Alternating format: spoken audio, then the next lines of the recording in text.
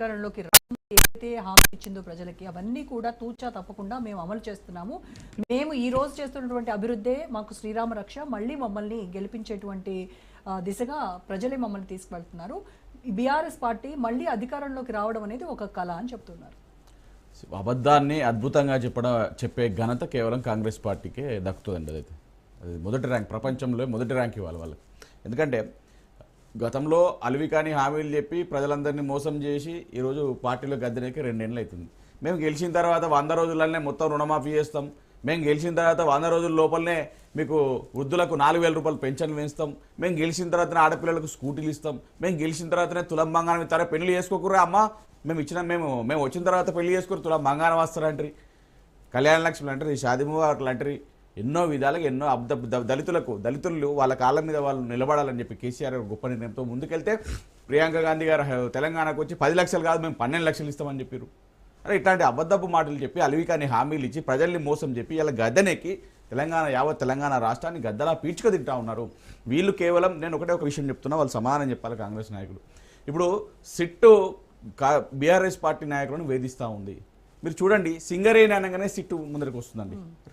నైనివ్ coal బొగ్గు గనులలో 1 లక్షలాది కోట్ల అవినీతి జరిగిందని అనగానే వీళ్ళు మొత్తం ప్రజలందరికీ తెలిసిపోతుంది, మన అవినీతి అంతా తెలిసిపోతే ఎట్లా, మళ్ళీ కేటీఆర్ గారిని సిట్టుకు పిలిపియండి రా, మరి తెల్లారి హరీష్ రావు గారిని పిలిపండి, ఆ తర్వాత సంతోష్ రావు గారిని పిలిపండి. ఇప్పుడు నేను అడుగుతా ఉన్నాం, పొంగులేటి గారి కొడుకు ఒక విషయం అండి, పొంగులేటి గారి కొడుకు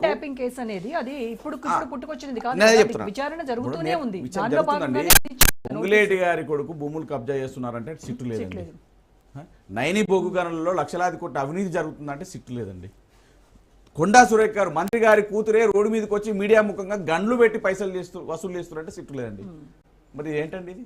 కేవలం రాష్ట్రంలో కక్షపూర్త రాజకీయ చర్యలు చేస్తూ ఉన్నారు తప్ప ప్రజాపాలన లేదండి. అరే ఇలా రాష్ట్రం అంతా రైతాంగం అంతా రోడ్డు మీద ఉంది, యూరియా బస్తాల కోసం కొట్లాడుతుంది, చెప్పులు పాస్బుక్లు రోడ్ల మీద పెట్టి నిలబడే పరిస్థితి వచ్చింది అని చెప్పి రైతాంగం అంతా విలవెల్లాడుతుంది, రోడ్ల మీదకి వచ్చి ధర్నాలు చేస్తే దాన్ని డైవర్ట్ చేసే విధంగా కేసీఆర్ అట్లా, కేటీఆర్ ఇట్లా. అరే అసెంబ్లీ వస్తే కాళేశ్వరం విచారణ అంటారు, పార్లమెంట్ ఎలక్షన్స్ వస్తే ఇంకో విచారణ అంటారు, కాల్ రికార్డింగ్ కేసు కార్తీక దీపం చీరలా ఇట్లా కొంచెం అవుతూ ఉంటుందండి. ఎపిసోడ్ లేదు, ఎప్పుడైతే ఇప్పుడు తెలియదు. అట్లా అంటే ప్రజలని మోసం చేసి ఎన్ని రోజులు మీరు పబ్బం కట్టుకుంటారు. ఇక వీళ్ళు ఉన్నారు, ఈ మారినోళ్ళు ఉన్నారు దొంగలు పార్టీ. ఇప్పుడు వీళ్ళే రాహుల్ గాంధీ గారు పార్టీ మారినోళ్ళు రాజీనామా చేసి రారా నాయన అని గతంలో ప్రచారం చేశారు. ఒకవేళ పార్టీ మారితే రాళ్లతో కొట్టండి ప్రజలారాన్ని పిలుపునిచ్చారు రేవంత్ రెడ్డి గారు. అలాంటి వాళ్ళు ఈ రోజు పార్టీ మారినాక రాజ్యాంగాన్ని చేతులు పెట్టుకుని పార్టీ మారారంటే ఆటోమేటిక్ గా వాళ్ళ సభ్యత్వం రద్దవుతుంది, ఎమ్మెల్యే రద్దవుతారు అని చెప్పారు కదా. ఎందుకని రాజ్యాంగాన్ని పెట్టుకుని రాహుల్ గాంధీ ప్రపంచం తిరుగుతారు? మీకు లేదా రాజ్యాంగ స్ఫూర్తితో మీరు నడవాలి. అరే ఇప్పుడు మీరు బ్యానర్లు పెట్టుకోవడానికి పైసలు ఉంటాయి, మీరు ఫ్లెక్సీలు పెట్టుకోవడానికి పైసలు ఉంటాయి. అరే నడిబొడ్డున హైదరాబాద్ నడిబొడ్డున అంబేద్కర్ విగ్రహానికి దండేయడానికి పైసలు ఉంటాయండి. వెళ్ళారు వీళ్ళు రాజ్యాంగాన్ని పట్టుకొని తిరిగేటోళ్ళు, రాజ్యాంగం గురించి మాట్లాడేటోళ్ళు. ఇక వీళ్ళు ఉన్నారు, ఇక మారిన ఎమ్మెల్యేలు బీఆర్ఎస్ పార్టీ కారు గుర్తు మీద పోయినాడు. దూరపు కొండలు నునుపండి.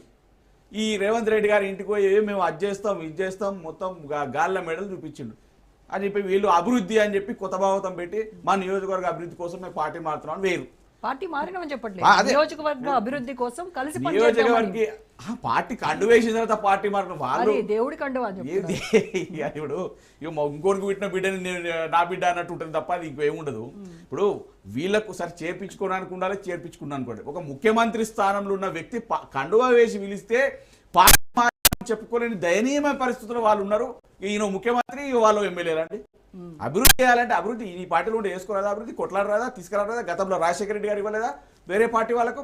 గతంలో కేసీఆర్ గారు ఇవ్వలేదా? గతంలో ఎన్టీఆర్ గారు వేరే పార్టీ ఎమ్మెల్యేలకు నిధులు ఇవ్వలేదండి? ఇచ్చారు. అది కాదు వీళ్ళకి ఏంటంటే వీళ్ళకు ఈ గాల్లో మేడలు ఇప్పించారు, అలవికాని మాటలు చెప్పారు. మళ్ళీ వీళ్ళు కూడా కొంతమంది ఎమ్మెల్యేలు అయితే వాళ్ళ ఆస్తుల కోసమో, వాళ్ళ క్వారీల కోసమో, వాళ్ళు చేసిన కబ్జాల కోసమో, వాళ్ళ పదవులు కాపాడడం కోసమో పార్టీ. మీ పార్టీలోకి డిఫెక్షన్స్ వచ్చినప్పుడు ఇప్పుడు మా పార్టీలోకి మాట్లాడితే మేము తెలంగాణ ఈ రాష్ట్రంలో ఒక ప్రాంతాన్ని కాపాడే, ఈ తెలంగాణ రాష్ట్రాన్ని కాపాడే బీఆర్ఎస్ పార్టీ అండి. మన ప్రాంతాన్ని, తెలంగాణ భాషను, యాసను, ఉద్యోగాలను, నీళ్లను, నిధులను కాపాడుకునే ప్రయత్నంలో ఆ రోజు రేవంత్ రెడ్డి గారు ఓటుకు నోటు కేసులో బ్యాగులు మోస్తున్న సందర్భంగా దొరికినప్పుడు కూడా మన రాష్ట్రాన్ని ఆగం చేసేటట్టున్నారు. ఆంధ్ర వారి చేతిలో మళ్ళీ ఆగమయ్యే పరిస్థితి. మన రాష్ట్రాన్ని మనం కాపాడుకోవాలి, మన తెలంగాణ బిడ్డలను మనం కాపాడుకోవడం ఉద్దేశంతో మనం ఎల్పీని విలీనం చేసుకున్నాం తప్ప ఇట్లాగా వాళ్ళలోని వీళ్ళని 2-3 తీసుకొచ్చి అయిపోయింది మొత్తం ఎమ్మెల్యేలు అందరూ మా పార్టీలోకి వస్తున్నారు అని డంబాకోరు మాటలు చెప్పారు. ఏమైందండి? వీళ్ళు 4 రోజులు 4-5 10 మంది ఎమ్మెల్యేలు. రేవంత్ రెడ్డి కూడా అదే ఛాలెంజ్ చేశాడు. నేను కనుక తలుచుకుంటే కేసీఆర్ పక్కన 2-3 ఎమ్మెల్యేలు తప్ప ఎవరు ఉండరు. మరి అలాంటప్పుడు అయితే 2/3 వచ్చేసినట్టే. మీకు ఇంకా మంచి close గా ఎగ్జాంపుల్ chapter. మీకు మంచి ఎగ్జాంపుల్ చెప్తున్నా.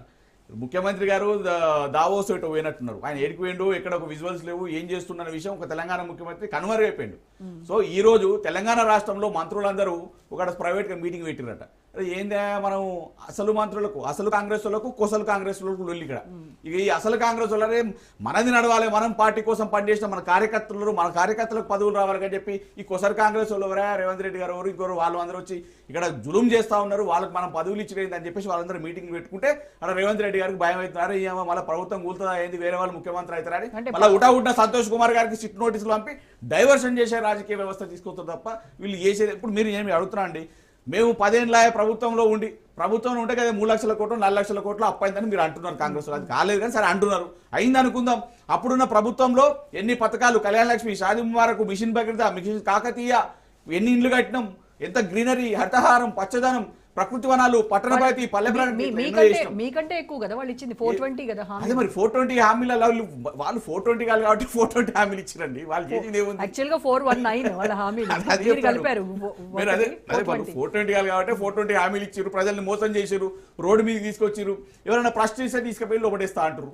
అలాంటి పరిస్థితిలో ఉంది తప్ప వేరే ఏం లేదు. వీళ్ళు చేసేది కూడా ఏం లేదు. ఇప్పుడు ఈ రోజు వాళ్ళు పార్టీలు మారిన ఎమ్మెల్యేలు కానీ వాళ్ళ పార్టీలో ఉన్న కాంగ్రెస్ ఎమ్మెల్యేలు కానీ అరే ఏదేమైనా కూడా రాత్రి 6 గంటల తర్వాత ఇంట్లో కూర్చుని కూడా 4-5 కూర్చొని గ్లాసులు పెట్టుకొని ముచ్చట పెడుతున్నట. అరే ఏదేమైనా కూడా మళ్ళీ కేసీఆర్ వస్తున్నాయి, తెలంగాణ బాగుపడతారు భయ్. ఇక మనం ఏమైనా ఉంటే మద్దతు ఇస్తే మళ్ళీ కేసీఆర్ గారికే ఇవ్వాలి. బీఆర్ఎస్ పార్టీకి మద్దతు ఇస్తేనే ఈ ప్రాంతం బాగుంటుంది. అంతకన్నా మించి ఎమ్మెల్యేగా మనకు ప్రజల అవకాశం ఇచ్చినందుకు మన పేరు విలువలు దక్కుతుంది. రేపు మనం ఉన్నా లేకపోయినా మన పేరు నిలబడుతుంది. 4 పనులు చేయొచ్చు. ఇలా పార్టీ మారిన ఎమ్మెల్యేలు ఉన్నారు, వాళ్ళు ఇలా అడుగుతున్నారు, అయ్యా నువ్వు అభివృద్ధి కోసం పోయినా అంటే కదా మరి ఏమైంది తులమంగారం అనే ఈ నలమొక్క వేసుకోవట్టే. అయ్యా నువ్వు ఇక్కడికి చెర్లకు తవ్వియాలి, నిధులు తీసుకురాలి నాయన అంటే అక్కడ రేవంత్ రెడ్డి నిధులు ఇచ్చినట్లేవు, నిధులు లేవు, మళ్ళీ ముఖం చూపించాలని పరిస్థితి లేదు. ఏమైందా రైతులందరూ రుణమాఫీ కోసం, రుణమాఫీ ఏమైంది 40%, రుణమాఫీ అయింది 60% ఎగ్గొట్టిరు. వాళ్ళందరూ అడిగితే అలా మొహం చూపించాలని పరిస్థితులు ఉన్నారు. ఆఖరికి అరే యూరియా ఒక ఎమ్మెల్యే గారికి అన్నా జరు యూరియా బాత్ తిప్పిరేమో పొలం, యూరియా బాత్ ఎవరు ఇప్పియాలి, ఇప్పించలేని పరిస్థితి లేదు. ఏ అభివృద్ధిని అయితే కాంక్షించి చేయడానికి నిధులు కూడా ఇవ్వనటువంటి మళ్ళీ బీఆర్ఎస్ కాంగ్రెస్ లో ఉన్న కార్యకర్తలతో సహా మళ్ళీ బీఆర్ఎస్ బెటర్ అనే పరిస్థితి ఉందండి. వీళ్ళకు ముఖ్యంగా ఏంటంటే ఈ కాంగ్రెస్ నాయకులకు ఈ అవగాహన లేదు, ఆలోచన లేదు, ఏం చేద్దామని లేదు, పెట్టుబడులు ఎడబెడదామని లేదు, పెట్టుబడులు ఎక్కడ తీసుకొద్దామని లేదు, అభివృద్ధి ఎక్కడ చేద్దామని లేదు, పరిశ్రమలు ఏం చేద్దామనేది లేదు. వీళ్ళకి ఏం లేదు, చాతగాని ధనంతో ఉన్నారు తప్ప వీళ్ళు ఇప్పటివరకు చేసింది లేదు, పోయింది లేదు. కేవలం ఏంటంటే కేవలం కమిటీలు కాలయాపనతో కమిటీలు విచారణలు అని కాలయాపన చేస్తున్నారు తప్ప వీళ్ళు ఇప్పటివరకు చేసింది లేదు. మీకు ఒక ఎగ్జాంపుల్ అండి, ఇప్పుడు ఎక్కడైతే ఇప్పుడు మనం చూసినాం బీజేపీ నుంచి కానీ బీజేపీ కేంద్రంలో ప్రభుత్వంలో ఉంది, మరి ఇక్కడ కాంగ్రెస్ ప్రభుత్వంలో ఉంది. వీళ్ళందరిని వదిలిపెట్టేసి యావత్ తెలంగాణ ప్రజలందరూ కూడా ఎక్కడ కష్టం వచ్చినా అది ఇక్కడ మూసీ బాధితులు కానీ హైదరాబాదులు కానీ లేకపోతే ఎస్సీలో ఉన్న పిల్లలు వాళ్ళ భూములు లాక్కున్నా కానీ తెలంగాణ రాష్ట్రంలో రైతాంగం, నిరుద్యోగులు, ఉద్యోగులు, అన్ని సబ్బండ వర్గాలు కూడా తెలంగాణ భవన్ వైపు చూస్తున్నట్టు కేవలం బీఆర్ఎస్ పార్టీ మాత్రమే కొట్లాడగలదు, వీళ్ళ కాంగ్రెస్ వాళ్ళ గల్లలు పట్టుకొని రోడ్డు మీద తీసుకొచ్చి ప్రశ్నించగలరు దమ్మున పార్టీ అని చెప్పేసి ఈ రోజు బీజేపీ నుంచి ఆరూరు రమేష్ గారు వచ్చి ఎంత పెద్ద ఎత్తున వేలాది సంఖ్యలో వచ్చి జాయిన్ అయ్యారు. రెండోది Patancheru MLA location, Patancheru MLA గారు ఏం మాట్లాడారు, మీరు కాంగ్రెస్ లో చేర్పించుకున్నాను మీరు అన్నారు. కానీ ఆయన ఏమన్నారు, నేను కాంగ్రెస్ లోకి ఏదో తెలుసో తెలియకుండా పోయినా కానీ మళ్ళీ మీరు అందరూ కూడా బీఆర్ఎస్ పార్టీ నాయకులనే గెలిపించుకోవాలి, మున్సిపల్ కానీ కార్పొరేటర్ కానీ అని చెప్పిన సందర్భం బీఆర్ఎస్ పార్టీ తరఫున ప్రచారం చేద్దాం, బీఆర్ఎస్ వాళ్ళని గెలిపించుకోవాలి, బీఆర్ఎస్ ఉంటేనే మళ్ళీ మన బతుకులు బాగుపడతాయని చెప్పి అంటున్నారు. మీరు ఒక్కటే ఒక ఎగ్జాంపుల్ మాలవేత్ర గారు మీరు సమాధానం చెప్పాలండి. ఈ రోజు MLA Jubilee hills MLA quarters లో మంత్రుల ఇళ్లకు బాత్రూమ్ కు 75 లక్షలు మీరు శాంక్షన్ చేస్తున్నారు. కానీ పేద బడుగు బలహీన వర్గాల బతుకును మార్చడానికి కోసం మీరు ₹1 నిధులు బయటకు తీసుకురావట్లేదు. ఎందుకు తీసుకురావట్లేదు? ప్రజల పక్షాన ప్రజలకు పేద బడుగు బలహీన వర్గాల ప్రజలకు మీరు ₹1 ఖర్చు పెట్టట్లేదు, ఏ పథకాలు అందియట్లేదు. కానీ పెద్దోనికి ఉన్నోనికి పెద్ద బడా కాంట్రాక్టర్ల దగ్గర కమిషన్లు తీసుకుంటా మీరు వాళ్ళకి బిల్లులు ఇస్తున్నారు. కానీ ఎక్కడైతే గురుకులాల్లో పిల్లలకు మీరు కనీసం కోడిగుడ్డు కూడా పైసలు, పెరిగిన కోడిగుడ్డు కూడా పైసలు ఇవ్వలేని పరిస్థితుల్లో దిగజారిన పరిస్థితుల్లో మీ కాంగ్రెస్ ప్రభుత్వం, కాంగ్రెస్ పార్టీ సొంత నాయకులు రాజగోపాల్ రెడ్డి దీనిపైన మాట్లాడేటువంటి పరిస్థితి ఉంది. 1 వారంలోగా నిధులు ఇస్తామని చెప్పారు సీఎం రేవంత్, 3 వారాలైనా అతిగతి లేదు అని చెప్తున్నారు. ఇదే గనక కొనసాగితే ఖచ్చితంగా నేను ఒక బాంబు పేలుస్తాను అని కూడా ఆయన వార్నింగ్ ఇచ్చినటువంటి పరిస్థితి. దీనిపైన మీరు మాట్లాడుతారు కానీ మానవతరాయ్ గారు కాసేపు తర్వాత. ఎస్ రైట్, కృష్ణారెడ్డి గారి దగ్గర కదా. సో కృష్ణారెడ్డి గారు ఏదైతే బీఆర్ఎస్ నుంచి పార్టీ ఫిరాయించి కాంగ్రెస్ లో చేరారో